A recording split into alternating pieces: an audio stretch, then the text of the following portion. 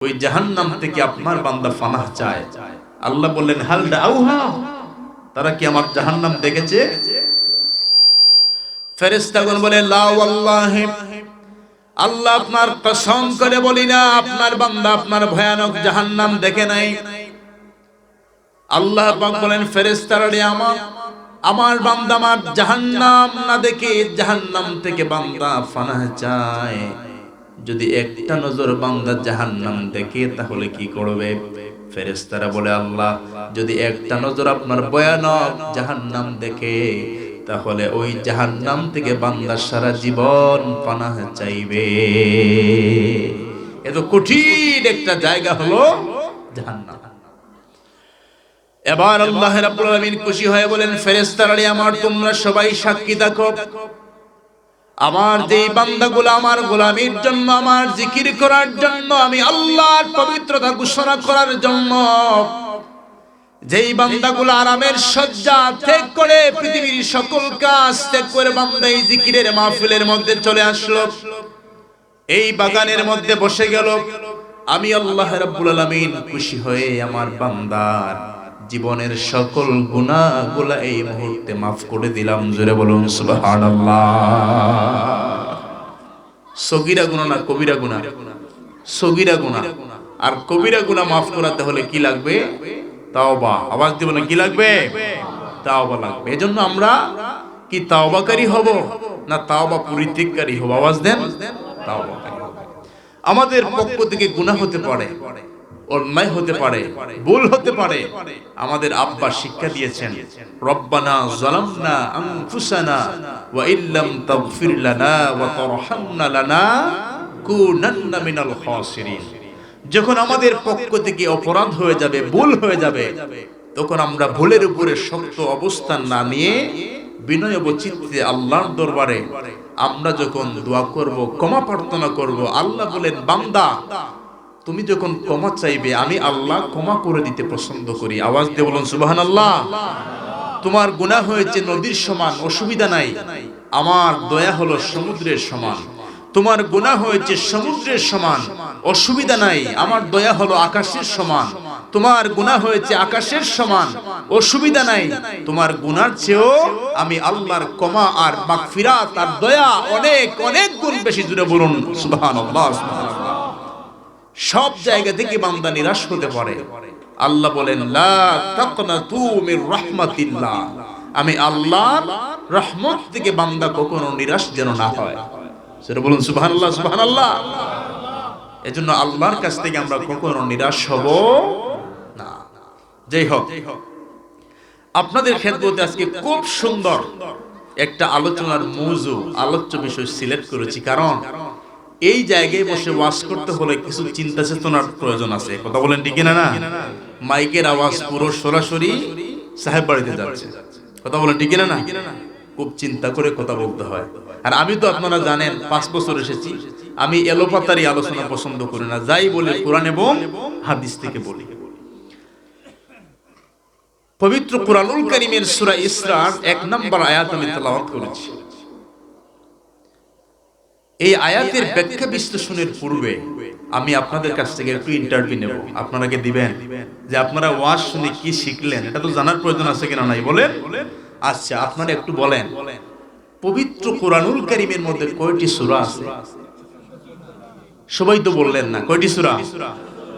আচ্ছা, পবিত্র কোরআনুল কারীমের সবচেয়ে বড় যে সূরা, ওই সূরার নাম কি? মাশাআল্লাহ। আর পবিত্র কোরআনুল কারীমের সবচেয়ে ছোট্ট যে সূরা, ওই সূরার নাম কি? সূরা কাউসার। পবিত্র কোরআনুল কারীমের সূরাসমূহ কয় ভাগে বিভক্ত? কি কি? মক্কি, মাদানী। মাশাআল্লাহ মাশাআল্লাহ, আলহামদুলিল্লাহ। এখন আপনারা একটু বলেন, এই যে রানীর দি মাস, আরবি মাস, এই মাসের নাম কি? মাহে রজব। মাহে রজব। এখন এই রজব মাস থেকে একটু আলোচনা করি। আমাদের রাহবার ছোট সাহেব কিবলা শিক্ষা ব্যবস্থা নিয়ে তিনি অনেক আন্দোলন করেছেন। কথা বলেন ঠিক না? না, কোরআনুল কারীমের মধ্যে সর্বপ্রথম যে আয়াত নাযিল হয়েছে ওই আয়াতটা হলো শিক্ষা ব্যবস্থার উপরে। কথা বলেন ঠিক না? না, কি কি আয়াতটা কি বলেন? ইকরা, হ্যাঁ, শিক্ষা ব্যবস্থার উপরে ইকরা বিসমি রাব্বিকাল্লাযী খালাক। ইকরা পড়ুন, রাব্বিকাল্লাযী বিসমি রাব্বিকাল্লাযী খালাক, আপনার প্রভুর নামে যিনি সৃষ্টি করেছেন। তাহলে আমরা বুঝলাম পৃথিবীতে পড়া অনেক ধরনের আছে। কিছু পড়া হলো পৃথিবীর, যেমন আমি যখন এসএসসি পরীক্ষা দিলাম তখন আমাকে শিখতে হয়েছে a plus a square plus b স্কয়ারের সূত্র কি, a প্লাস b হোল স্কয়ারের সূত্র কি। এটা পৃথিবীর জন্য আমি শিখেছিলাম, শেষ কথা বলে ঠিক না? আচ্ছা, এখন আল্লাহ রাব্বুল আলামিন বললেন সেই পড়া পড়ো। কার নামের পড়া? যেই পড়ার মধ্যে রবের পরিচয় রয়েছে, যেই পড়া পড়লে বান্দা আল্লাহর পরিচয় জানতে পারে। আর নাস্তিকেরা তারা ডিসিশন নিয়েছে যেই পড়া পড়লে আল্লাহর পরিচয় ভুলা যায় ওই পড়া পড়তে হবে। জুড়ে বলুন নাউজুবিল্লাহ। এখন যেখানে আল্লাহ বললেন ইকরা বিসমি রাব্বিকাল্লাযী খালাক, তারা সেখানে দিল হাট্টিমা টিম, তারা মাঠে ফাড়ে ডিম, তাদের খাড়া দুটি শিং। নাউজুবিল্লাহ বলবেন না? আরে যাদের খাড়া দুটি শিং আছে তারা কি কখনো ডিম ফাড়ে? গরু কি ডিম ফাড়ছে কোনোদিন? মহিষ ডিম ফাড়ছে? যাদের শিং আছে তারা ডিম পাড়ে না। এবার আল্লাহ রাব্বুল আলামিন আমাদেরকে দিলেন যে যেই পড়ার মধ্যে আল্লাহর পরিচয় পাওয়া যায় সেই পড়া আমরা পড়তে হবে। এখন কিভাবে আমাদের প্রজন্মকে নষ্ট করা যায়? এই যে আপনারা বললেন যে এই মাসের নাম হলো মাহে রজব, অনেক জায়গায় গিয়ে ওয়াজে যদি জিজ্ঞাসা করি যে এই মাসের নাম কি, কই হুজুর ফেব্রুয়ারি মাস। বললাম আরবি মাসের নাম কি, কই ফেব্রুয়ারি মাস। আরবি মাসের নাম কি? ফেব্রুয়ারি মাস। হ্যাঁ, কারণ সে সেটা শিক্ষা গ্রহণ করতে পারে নাই। কথা বলেন ঠিক না? এজন্য আমাদের পৃথিবীর সম্পর্ক হলো ইংরেজি মাসের সাথে। কথাগুলো বোঝার চেষ্টা করবেন। আমাদের পৃথিবীর সম্পর্ক কোন মাসের সাথে? ইংরেজি। হ্যাঁ, এখন যদি ছোট ছোট বাচ্চাদেরকে বলা হয় তোমরা একটু ইংরেজি 12 মাসের নাম বলো, দেখবেন এক নিঃশ্বাসে January, February, March, April, May, June, July, August, September, October, November, December এক নিঃশ্বাসে তারা বলতে পারে। আবার যদি তাদেরকে বলা হয় একটু আরবি 12 মাসের নাম বলো, ইলিম ফিউজ হয়ে যায়। সেও পারে না, তার বাবাও পারে না, দাদাও পারে না। কথা বলেন ঠিক না? কারণ ধর্মীয় শিক্ষার অভাব। কিসের অভাব? ধর্মীয় শিক্ষার অভাব। আরবি মাসের সাথে আমাদের ইতিহাস ঐতিহ্যের সম্পর্ক। কথা বলেন ঠিক না? আরবি মাসের সাথে আমাদের ইতিহাস ঐতিহ্যের আমলের সম্পর্ক। এজন্য আমরা আরবি মাস জানতে হবে। তো এই মাসের নাম হলো মাহে রজব। এখন আমি ছোট্ট করে একটা সঙ্গীত বলবো, মাত্র 1 মিনিটও যাবে না। এর মধ্যে 12টি মাসের নাম আছে, রেকর্ড হচ্ছে। এখান থেকে ছোট ছোট বাচ্চারা বাড়িতে গিয়ে শুনবে, তাদেরকে আরবি 12 মাসের নাম মুখস্থ করাবেন। বলেন তো আরবি মাসের প্রথম যেই মাস আরবি বছরের, ওই মাসের নাম কি? মুহররম, সফর, রবিউল আউয়াল, রবিউস সানি, জুমাদাল আউয়াল, জুমাদাস সানি, রজব, শাবান, রমজান, শাওয়াল, জিলকদ, জিলহজ, 12 মাসের নাম। জেনে রেখো, মনে রেখো ওহে মুসলমান, জেনে রেখো, মনে রেখো। মুহররম, সফর, রবিউল আউয়াল, রবিউস সানি, জুমাদাল আউয়াল, জুমাদাস সানি, রজব, শাবান, রমজান, শাওয়াল, জিলকদ, জিলহজ, 12 মাসের নাম। জেনে রেখো, মনে রেখো ওহে মুসলমান, জেনে রেখো। জানলেন, এখন তো শিখবেন না? শিখার প্রয়োজন আছে কিনা নাই? আচ্ছা, দেখেন আল্লাহ রাব্বুল আলামিন আসমান এবং জমিন সৃষ্টির পর থেকে, এটা কুরআনুল কারীমের মধ্যে আয়াত এসেছে, আসমান জমিন সৃষ্টির পর থেকে আল্লাহ পাক 12টি মাসে করলেন 1 বছর। 12 মাসে কয় বছর? 12 মাসে। এখন পৃথিবীতে কি এমন কোন দেশ পাওয়া যায় যেই দেশের মধ্যে 7 মাসে 1 বছর? এমন কোন দেশ আছে? তাহলে 12 মাসে যে 1 বছর হবে এই তত্ত্বটা দিয়েছেন কে? আবার আল্লাহ রাব্বুল আলামিন 12টি মাসের মধ্যে তিনি 4টি মাসকে সম্মানিত করেছেন আশহুরুল হুরুম। আশহুরুল হুরুম, 4টি মাস হলো সম্মানিত মাস। এর মধ্যে এক নাম্বার হলো জিলকদ, জিলহজ, মুহররম, তারপরে হলো মাহে রজব। সুবহানাল্লাহ বলেন, মাহে রজব। নবী করিম সাল্লাল্লাহু আলাইহি ওয়াসাল্লাম হাদিসে মুবারাকার মধ্যে ইরশাদ করেন, জান্নাতের মধ্যে একটা নদী রয়েছে, ইউকালু লাহু রাজাব। ওই নদীর নাম হলো রজব নদী। কি নদী? রজব নদী। এখন রজব নদীর পানি কি পান করবেন? আওয়াজ দেন, পান করবেন? নবীজি বলেন, যারা এই মাসে একটি রোজা রাখবে, আল্লাহ রাব্বুল আলামিন কিয়ামতের কঠিন ময়দানে রজব নদীর পানি পান করাবেন। তারপরে আমার নবীজি বললেন, রাজবু শাহরুল্লাহ। এই রজব মাস কার মাস? আওয়াজ দেন, কার মাস? বাকি 11 মাস কি আল্লাহর মাস না? রজব মাস আল্লাহর মাস, বাকি 11 মাসও আল্লাহর মাস। তো এই মাসকে যেহেতু ইন্তেখাব করা হয়েছে আল্লাহর মাস হিসেবে, এই মাসে একটু বেশি করে ইবাদত বন্দেগী করার প্রয়োজন আছে কিনা নাই? নবীজি তো এই মাস থেকে শুরু করে দিতেন রমাদানুল মুবারকের প্রস্তুতি। সুবহানাল্লাহ, সুবহানাল্লাহ। তাহলে রজবু শাহরুল্লাহ, রজব মাসের পরে যেই মাস, ওই মাসের নাম কি? নবীজি বললেন, ওয়া শাবানু শাহরি। শাবান মাস হলো আমি নবীজির মাস। সুবহানাল্লাহ, সুবহানাল্লাহ, সুবহানাল্লাহ। কি মহব্বতের কথা!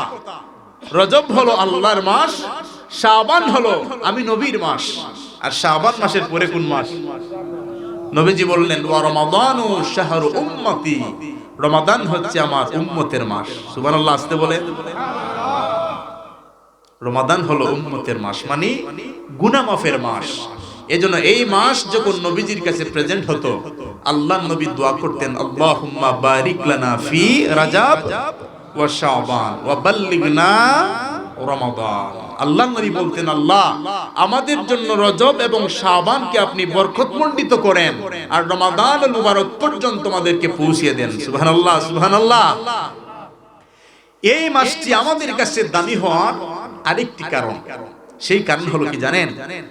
এই মাসের 27 তারিখ রজনীতে আল্লাহ রাব্বুল আলামিন, মনে রাখবেন, সায়েন্স টেকনোলজির এই ডেভেলপমেন্টের যুগে বিজ্ঞান যত সামনের দিকে যাবে, বিজ্ঞান যত বিকশিত হবে, বিজ্ঞান যত নতুন নতুন আবিষ্কার করবে, আল্লাহ রাব্বুল আলামিন এই মাসের 27 তারিখ রজনীতে আমার নবীকে যে বুরাকের মাধ্যমে সিদরাতুল মুনতাহা পর্যন্ত নিলেন। সেই সময় কোনো জ্ঞান বিজ্ঞান ছিল না, বিজ্ঞান তখন ম্যাচুরড হয় নাই, বিজ্ঞান তখন মায়ের গর্ভের ভিতরে ছিল। কোন জায়গায়? কোন জায়গায়? মায়ের গর্ভের ভিতরে ছিল।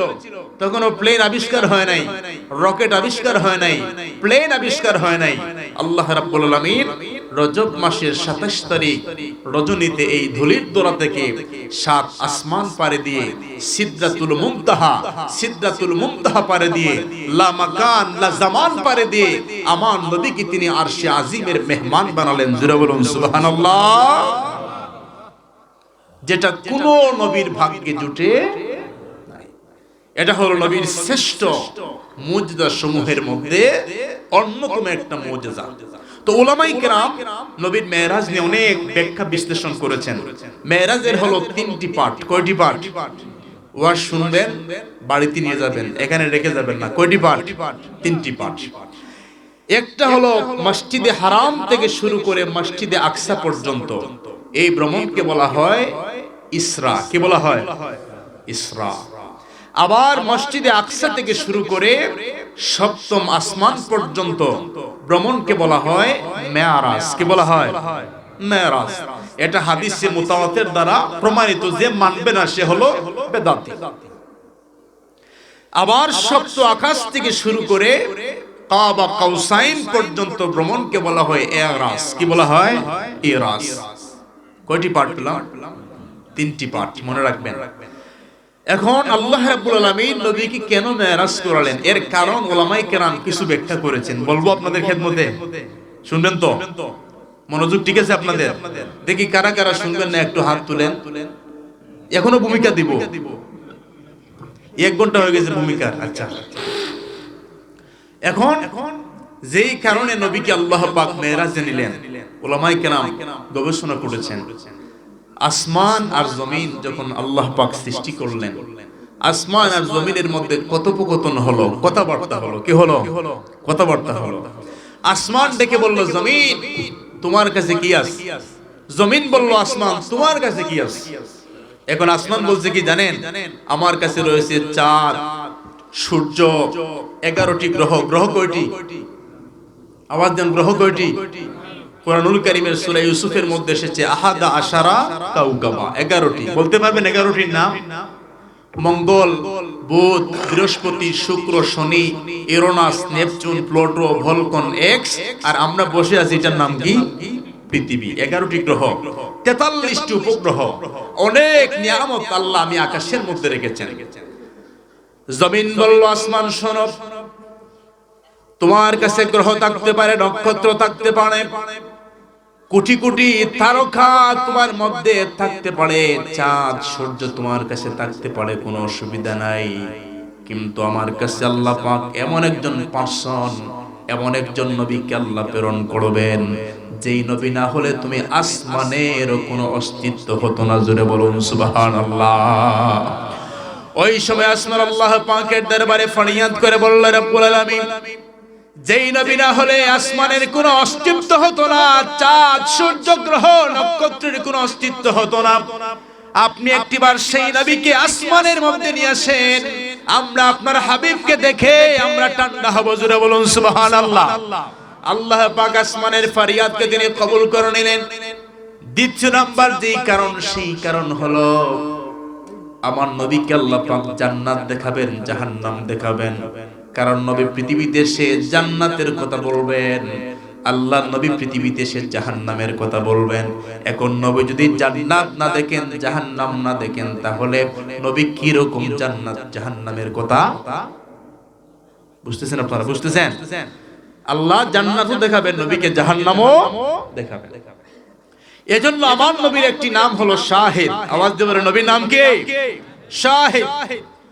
আল্লাহ রাব্বুল আলামিন কুরআনুল কারীমের মধ্যে বললেন, ইয়া আইয়ুহান নাবিয়্যু ইন্না আরসালনাকা শাহিদাও ওয়া মুবাশশিরাও ওয়া নাযীরা ওয়া দাঈয়ান ইলাল্লাহি বিইজনিহি ওয়া সিরাজাম মুনীরা। আল্লাহ বললেন, হে নবী, আমি আপনাকে শাহেদ হিসেবে পৃথিবীতে প্রেরণ করেছি। জোরে বলুন সুবহানাল্লাহ। এখন শাহেদ শব্দের অর্থ হলো সাক্ষ্যদাতা। আওয়াজ দিয়ে বলেন, কি শাহিদ শব্দের অর্থ? সাক্ষ্যদাতা, ইসমে ফাইল। এখন আল্লাহ পাক কেন নবীকে শাহিদ বললেন, তার কারণ কি? কেন সাক্ষ্যদাতা বললেন? কারণ আমরা আল্লাহকে দেখি নাই, আল্লাহর সাক্ষ্যদাতাকে নবী মুহাম্মদুর। আওয়াজ দেন, আল্লাহর সাক্ষ্যদাতাকে। এজন্য কোন নবীর কালেমার মধ্যে আশহাদু ছিল না। আশহাদু মানে আমি সাক্ষ্য দিচ্ছি। আশহাদু অর্থ কি? আমি সাক্ষ্য দিচ্ছি। তো সাক্ষ্য কে দেয়? যেই দেখে সেই সাক্ষ্য দেয়। কথা বলেন ঠিক কিনা? না।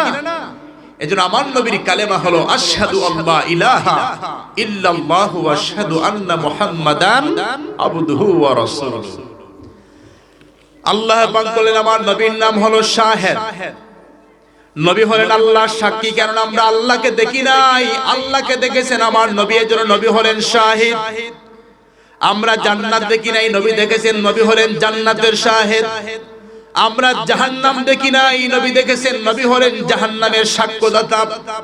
আমরা ফেরেশতাদেরকে দেখি নাই, নবী হলেন ফেরেশতাদের সাক্ষ্যদাতা। আমরা আসমানি কিতাবগুলা দেখি নাই, নবী হলেন সেগুলার সাক্ষ্যদাতা। শুধু আমার নবী আল্লাহ এবং জান্নাত জাহান্নামের নয়, আল্লাহর নবী হলেন কিয়ামতের কঠিন ময়দানে উম্মতেরও সাক্ষীদাতা। জোরে বলুন সুবহানাল্লাহ। নবী হলেন উম্মতেরও সাক্ষ্যদাতা। এজন্য আল্লাহ পাক নবীকে জান্নাত দেখাবেন, জাহান্নাম দেখাবেন। আরেকটি কারণ, সেটা হলো নবীজির একজন চাচা ছিলেন, নাম হলো আবু তালেব। নাম কি? তিনি কি ঈমান গ্রহণ করেছেন? ঈমান গ্রহণ করেন নাই। নবীজি অনেক চেষ্টা করেছেন, তিনি ঈমান গ্রহণ করেন নাই। কিন্তু উনি নবীকে অনেক শেল্টার দিতেন। উনার কারণে নবীকে কেউ গালি দিতে চিন্তা করত, নবীকে কেউ বাজে মন্তব্য করতে চিন্তা করত আবু তালেবের কারণে। কিন্তু উনার ছেলে হযরত আলী রাদিয়াল্লাহু তাআলা আনহু নবীজির সাথে ছিলেন, তিনি 1 মিনিটের জন্য বাধা প্রদান করেন নাই, 1 মিনিটের জন্য বাধা দেন নাই।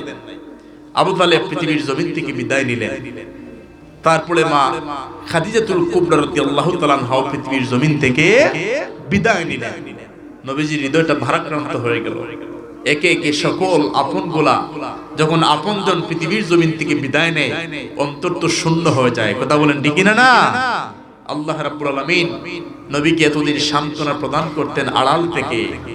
আল্লাহ রাব্বুল আলামিন বললেন, জিবরাইল আর আড়াল থেকে না, আমি আমার নবীকে সরাসরি সান্ত্বনা প্রদান করতে চাই। আমার নবীকে দাওয়াত দাও যেন আমার নবী আরশে আজিম পর্যন্ত আসেন। আমি আল্লাহ এবার দেখে দেখে আমার নবীর সঙ্গে কথা বলতে চাই। সুবহানাল্লাহ, সুবহানাল্লাহ, সুবহানাল্লাহ। আমি আল্লাহ দেখে দেখে আমার নবীর সঙ্গে কথা বলতে চাই। এজন্য আল্লাহ রাব্বুল আলামিন সর্বপ্রথমে বললেন সুবহান। কি বললেন? কথা কিন্তু বোঝার চেষ্টা করবেন। সুবহান শব্দের অর্থ হলো পুত পবিত্র মহিমাময় সত্তা তিনি। কে? আল্লাহ। এখন আল্লাহ রাব্বুল আলামিন আসরার কথা বলতে গিয়ে তিনি বললেন সুবহান। আল্লাহ কেন সুবহান বললেন? যে সমস্ত অসম্ভব থেকে, অক্ষমতা থেকে আমার আল্লাহ পুত পবিত্র। জুড়ে বলুন সুবহানাল্লাহ, সুবহানাল্লাহ। এজন্য অনেক নাস্তিকেরা, অনেক মুশরিকেরা তারা বলবে কি রকম আজ থেকে 1450 বছর পূর্বে মুসলমানদের নবী মেরাজ করলেন, তখন তো প্লেন ছিল না, রকেট ছিল না, হেলিকপ্টার ছিল না। আল্লাহ পাক বললেন সুবহান, পুত পবিত্র মহিমাময় সত্তা তিনি। আল্লাযী আসরা, যিনি নবীকে ভ্রমণ করাবেন, আল্লাহ নবীকে নেবেন, নবী যাবেন। এখানে কি প্লেনের প্রয়োজন আছে? আওয়াজ দেন, প্লেনের প্রয়োজন আছে? আমার আল্লাহ কোনো কিছু করতে হলে শুধু কোন বলেন, কোন বললেই কি হয়ে যায়? ফায়াকুন হয়ে যায়। যেটা বলুন সুবহানাল্লাহ, সুবহানাল্লাহ। এজন্য আল্লাহ পাক বললেন সুবহান। কি বললেন? সুবহান। আল্লাযী আসরা। এই সুবহান বলার কারণ হলো নাস্তিকদেরকে আল্লাহ পাক এটাই বুঝালেন যে আমি আল্লাহ চাইলে কোনো কিছু যে আমি করতে পারি না এটা নয়, সব কিছুর উপরে আমি আল্লাহ সক্ষম। জুড়ে বলুন সুবহানাল্লাহ। ভাই নাস্তিক আছে কিনা নাই?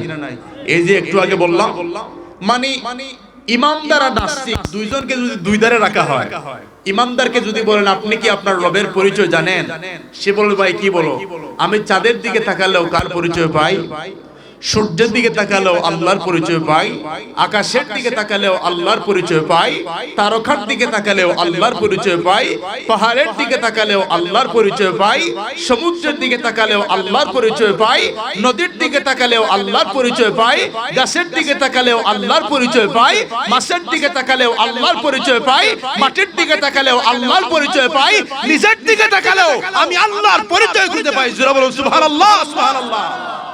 এটা হলো ইমানদার। আর নাস্তিকের সামনে সবগুলো এনে দিয়ে যদি বলেন আল্লাহ কি আছেন, সে বলবে দেয়ার ইজ নো গড, কারণ তার মাথার মধ্যে গোবর ভরা। কি ভরা? গোবরের ইংরেজি কি? কাউডান। তার মাথার মধ্যে কাউডান, গোবর ভরা। এজন্য সে রবের পরিচয় খুঁজে পায় না। এজন্য আমরা এই মেরাজ সম্পর্কে আমাদের কোনো সন্দেহ নাই। কথা বলেন ঠিক না? না, নিঃসন্দেহে আমার নবীজির মেরাজ হয়েছে। কথা বলেন ঠিক না? না। এখন আল্লাহ রাব্বুল আলামিন কোরআনুল কারীমের মধ্যে বলেন এরা কি রকম অস্বীকার করে, কি রকম অস্বীকারী হয়। আল্লাহ রাব্বুল আলামিন কোরআনুল কারীমের মধ্যে বলেন কাইফা তাকফুরুনা বিল্লাহি ওয়া কুনতুম আমওয়াতাম ফাআহইয়াকুম সুম্মা ইউমীতুকুম সুম্মা ইউহয়ীকুম সুম্মা ইলাইহি তুরজাউন। জুড়ে বলুন আল্লাহু আকবার। আল্লাহ রাব্বুল আলামিন বললেন তারা কিভাবে অস্বীকার করে, অথচ তারা কি জানে না পৃথিবীর জমিনের মধ্যে আসার পূর্বে তারা সবাই মৃত ছিল। আমরা পৃথিবীতে আসার পূর্বে কি ছিলাম? আওয়াজ দিয়ে বলেন কি ছিলাম? আমরা সবাই অনস্তিত্ব ছিলাম, নির্জীব ছিলাম, আমরা মৃত ছিলাম। অপর আয়াতের মধ্যে আল্লাহ রাব্বুল আলামিন সুন্দর করে বললেন কেমন মৃত আমরা ছিলাম। আল্লাহ পাক বলেন হাল আতা আলাল ইনসানি হিনুম মিনাদ দাহরি লাম ইয়াকুন শাইআম মাযকুরা। আল্লাহ বলেন এমন অস্তিত্ব তোমাদের ছিল না, তোমরা সবাই উল্লেখযোগ্য কোন বিষয়বস্তু হিসেবে পরিগণিত ছিলে। দেখেন আল্লাহ কি সূক্ষ্ম কথা বললেন যে পৃথিবীতে আসার পূর্বে আমরা সবাই মৃত ছিলাম। কেমন মৃত? বাবার স্পার্মের মধ্যে, বাবার সিমেনের মধ্যে, মায়ের ডিম্বাণুর সাথে আল্লাহ পাক বাবার স্পার্মকে মিলিত করে দিয়ে নিরাপদ একটা জায়গায় আমাকে এবং আপনাকে রাখলেন, যেই জায়গার মধ্যে জীবাণু আমাকে টাচ করতে পারে নাই, যেই জায়গায় আমি অক্সিজেন নেওয়ার জন্য মায়ের নাকের ভিতর দিয়ে কোনো পাইপ দেওয়া লাগে নাই, যেখানে পৃথিবীর কেউ আমাকে খাবার দিতে পারে নাই, পৃথিবীর কেউ আমাকে সেবা দিতে পারে নাই, পৃথিবীর কেউ আমাকে সুস্থ করতে পারে নাই, এমন একটা নিরাপদ জায়গায় আল্লাহ পাক আমাকে রেখে দিলেন এবং আমার জবানকে বন্ধ করে মায়ের নারীর সঙ্গে আমার নারীর কানেকশন করে আমার মহান মুনিব আমার আপনার খাবারের ব্যবস্থা করলেন। আল্লাহ, আপনি তো চাইলে মায়ের পেটের ভিতরে আপনি মুখ দিয়ে খাবার দিতে পারতেন, আপনি জবানটাকে কেন পবিত্র রাখলেন, এত পরিচ্ছন্ন রাখলেন? তার কারণ কি? আল্লাহ বলেন, গোলাম, ওই জবানকে আমি পবিত্র রাখলাম এই কারণে, এই পৃথিবীতে এসে ওই জবান দ্বারা তুমি বলবে আলহামদুলিল্লাহি রাব্বিল আলামিন, আমার প্রশংসা করবে। এজন্য আমি আল্লাহ তোমার জবানকে পবিত্র করে দিলাম। জোরে বলুন সুবহানাল্লাহ। আমার দেশের জাতীয় কবি কাজী নজরুল, নাম কি? কাজী নজরুল ঢাকা ইউনিভার্সিটির একটা চত্বরে বসে কবিতা লিখছে। ভাই, একটা নাস্তিক আসছে, এরা আছে, এটা সব সময় ছিল, যন্ত্রণা দেয় তারা। এসে বলতেছে, নজরুল, তুমি আসো তোমার আল্লাহকে নিয়ে, নবীকে নিয়ে। আচ্ছা বলো, তোমার আল্লাহ যে আছেন, তোমার নবী আছেন, এটা বুঝবো কিভাবে? তোমার আল্লাহকে কি দেখা যায়? আল্লাহকে কি দেখা যায়? আওয়াজ দেন, দেখা যায় না তো বুঝবো কিভাবে? নজরুল বলছে, আল্লাহ এত বিশাল বড় একটা ভাইরাস এসেছে, আপনি আমার মাথার মধ্যে একটা জ্ঞান দিয়ে দেন। জ্ঞান দেন কে? আমরা জ্ঞান চাই কার কাছে? রব্বি জিদনি ইলমা। তিনি বললেন, আল্লাহ আমাকে জ্ঞান দেন। আল্লাহ জ্ঞান দিলেন। উনার মনে আসলো যে একটু উপরের দিকে তাকাই। তিনি উপরের দিকে তাকালেন, দেখলেন সুন্দর একটা চিল পাখি উড়ে যায়। কি পাখি? আচ্ছা বলেন, ওই পাখির ভিতরেও স্রষ্টার পরিচয় আছে কিনা নাই? আল্লাহ সূরা মুলকের ভিতরে বলেছেন, আওয়ালাম ইয়ারাউ ইলা তায়রি ফাওকাহুম সাফাতিন ওয়া ইয়াকবিদনা মা ইউমসিকুহুন্না ইল্লার রহমান। ওই পাখির ভিতরেও রবের পরিচয় রয়েছে, শুধু বুঝতে হবে এবং জানতে হবে। কথা বলেন ঠিক কিনা না? নজরুল বলেন, নাস্তিক একটু উপরের দিকে তাকাও। নাস্তিক উপরের দিকে তাকালো। এবার কবি নজরুল বললেন, নাস্তিক রে শোনো শোনো, দেখো না কি উড়ে পাখি, মেলিয়া দুটি লগুডানা, উড়িয়া বেড়ায় শূন্যের পড়ে, নেহি তার কোনো মানা। আবার সেটা না গুটাইয়া চলে, কিন্তু পড়ে না কবু। বলো কে বাতারে শূন্যে রাখিয়াছে ভিন্ন, সে এক প্রভু। আল্লাহু আকবার। নজরুল বলেন, নাস্তিক রে শোনো শোনো, ওই যে চিল পাখি উড়ে যায়, চিল পাখি যখন তার ডানাকে বিচরণ করে দিল, দুইটা ডানার মধ্যে সে বিচরণ করে দিয়ে হাওয়ার উপরে নির্ভর করে এই পাখিরা চলাফেরা করে। আবার সেই পাখিগুলা মাঝে মাঝে তাদের ডানাগুলাকে তারা গুটিয়ে নেয়। ডানা যখন মেলে দেয় তখন নাকি আকাশের উপর নির্ভর করে চলে। আবার মাঝে মাঝে ডানাগুলা যখন গুটিয়ে নেয় তখন তো পাখিগুলা তপাস করে জমিনের মধ্যে পড়ে যাওয়ার কথা ছিল, কিন্তু পাখি কি জমিনের মধ্যে পড়ে যায়? বলে ওই পাখিগুলা জমিনের মধ্যে পড়ে না। কবি নজরুল বললেন, নাস্তিকরা শোনো, ওই পাখির পিছনে কোনো অকটেন নাই, কোনো ডিজেল নাই, কোনো পেট্রোল নাই, কোনো ইঞ্জিন ওই পাখির পিছনে ফিটিং করা নাই।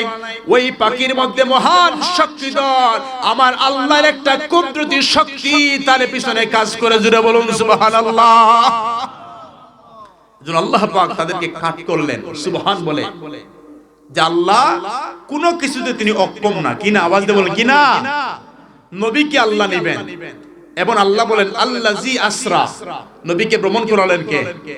এখন আসরা বলা হয় দিনের ভ্রমণকে না রাত্রের ভ্রমণকে? রাত্রের ভ্রমণকে। মাশাআল্লাহ, আপনারা জান্নাওয়ালা মানুষ। আজকের যে ফিলোসফি একটু কষ্ট হবে আপনাদের বুঝতে, একটু ধৈর্য সহকারে বুঝবেন যে কি বলি। এখন আল্লাহ বলেন আল্লাযী আসরা, আমি আমার নবীকে ভ্রমণ করালাম। এখন আল্লাহ আপনি কেন ভ্রমণ করালেন? আল্লাহ বলেন লিনুরিয়াহু মিন আয়াতিনা, আমি আমার নবীর সামনে আমার সৃষ্টির রহস্যগুলা, আমার নিদর্শন আমার নবীকে দেখাবো। তো আল্লাহ দেখার জন্য তো রাত্রির চেয়ে দিন ভালো, আপনি কেন আপনার হাবিবকে রাত্রিবেলা নিলেন, দিনে না নিয়ে? প্রশ্ন আসে কিনা না? প্রশ্ন আসে কিনা না? আরে ভাই, আপনি জাফলং ভোলাগঞ্জ দেখতে যাবেন, আপনি কি দিনে যাবেন না রাত্রে? দেখবেন তো আচ্ছা রাত্রে ভ্রমণ করলেন, দেখতে হবে তো দিনে, কথা বলেন ঠিক না? না, দিনে দেখতে হবে। তো আল্লাহ বলছেন আমি নবীকে দেখাবো, কিন্তু নবীকে নিলেন আল্লাহ দিনে না। সুবহানাল্লাযী আসরা বিআবদিহি লাইলান, রাত্রের একটা কিয়দাংশ, ছোট্ট একটা পাঠ, ওই পাঠের মধ্যে আল্লাহ পাক তার নবীকে নেন। আল্লাহ আপনার নবী রাত্রিবেলা কি দেখবেন? আরে নবী তো এমন একটা জায়গায় যাবেন সেখানে সূর্যেরও আলো নাই, চাঁদেরও আলো নাই। সুবহানাল্লাহ সুবহানাল্লাহ। আবার রজব মাসের 27 তারিখ চাঁদের আলো বেশি থাকে না কম থাকে? কে বলে বেশি থাকে? কম থাকে। তো আল্লাহ আপনার নবী কিভাবে দেখবেন?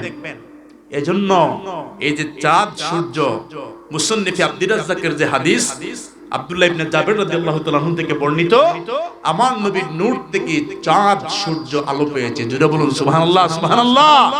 এখন সেই নবী মেরাজে যাবেন, যার নূর থেকে চমক পেয়েছে সূর্য, যার নূর থেকে চমক পেয়েছে চাঁদ, ওই নবী মেরাজে যাবেন, চাঁদেরও প্রয়োজন নাই, সূর্যেরও।